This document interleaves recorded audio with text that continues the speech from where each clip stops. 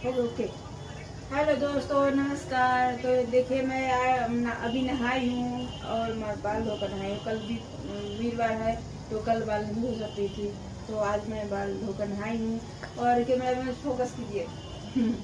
देखिए मेरे यहाँ चिकन बन रहा है, तो कितने प्यारे लग रहे हैं चिकन। देखिए दोस्तों, देखिए देख सकते हैं कितने प्यारे लग रहे हैं, आप लोग देख सकते हैं।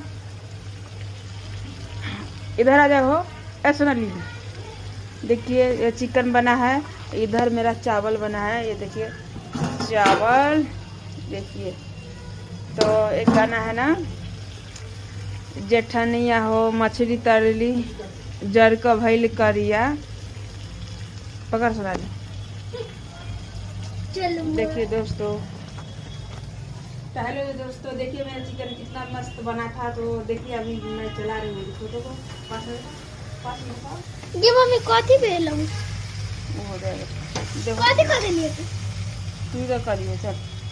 पहले दोस्तों देखिए मैं कितना चिकन, देखिए कितना मस्त लग रहा है। देखिए देखिए मस्त, कितने मस्त से बना रही हूँ। लेग पीस दिखाई दे रहा है। देखिए मन करता है चाट चाट का खा जाए। हेलो दोस्तों, तो बाय, अगले वीडियो मिलते हैं। Hello bye.